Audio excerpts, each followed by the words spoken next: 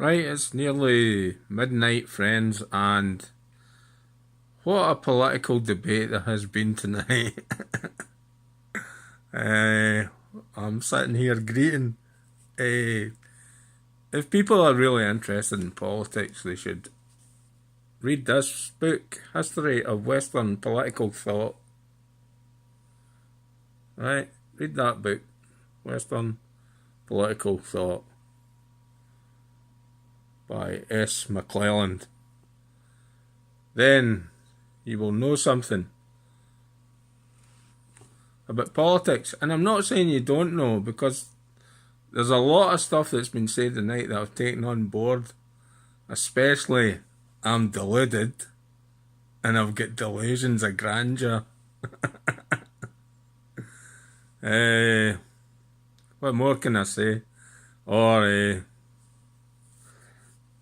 that I don't understand the politics of Britain. And I don't know everything, and I never claim to know everything. But I think 40 years experience since my first comments on Culloden and the Highland clearances at school was my downfall. So from then on, I get involved in community politics, and then I eventually joined a party I'll no mention.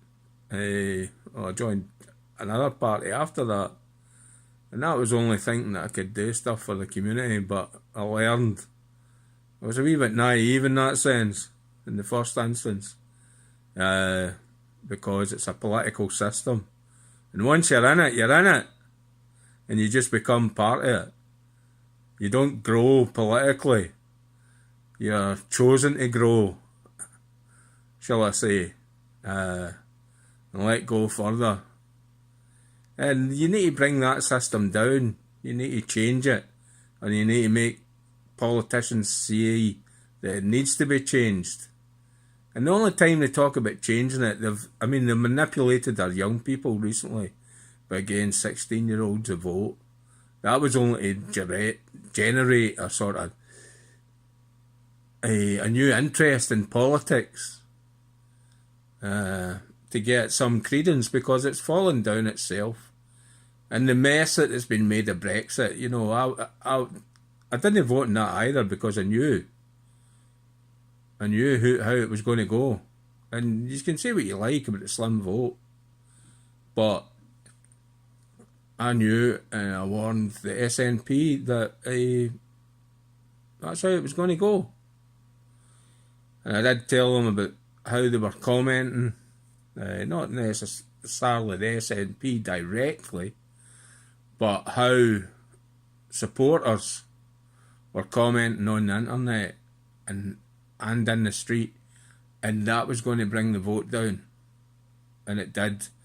This claim that it was one of the best democratic pieces of politics ever is absolute nonsense. But you, the people, have to stand up for your rights. And you saw the state Airdrie's get into. You saw the state the countries get into. And that's been the politicians.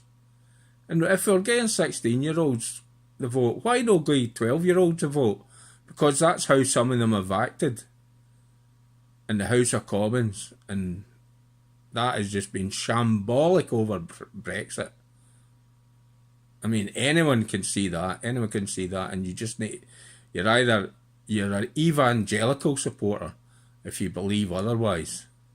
You can't see no wrong in anything politicians do. And the incredulous report about them all gaining £262,000 each, 160 MPs, for selling their second home when there's so much poverty in the country. 12.5 million living in absolute poverty. Nearly 7,000 suicides every year. No society is ever perfect. But when you've got governments ignoring figures like that, and don't say, oh, they're doing something.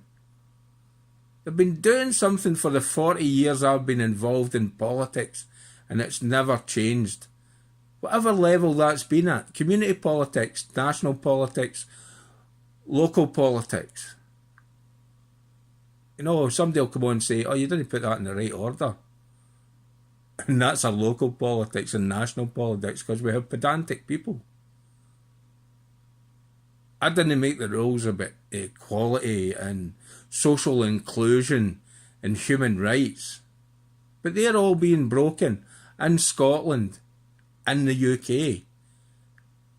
And there might well be one culprit more than there is another. But all that is being destroyed, because it's what you call in sociology, or political sociology, in that, or political history, in that it's Hitler's legacy. And that's what he left to the world. And people that believe that they're creating an equal society when they're actually creating a fascist society. It might be hard for you to see right now for some of you, and others that I know of will see that clearly. But also, to attack me on gender, whether I like women talking to me,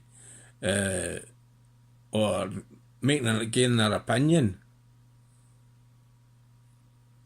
My Facebook page has always been dominated by women. And I listen to their opinion as much as I listen to anybody else's. And some on there that are not really political, which might be hard to believe, I would listen to them before I listened to a politician. Because there was one thing, and one thing only. Politicians work for the political system and not the people. Good night.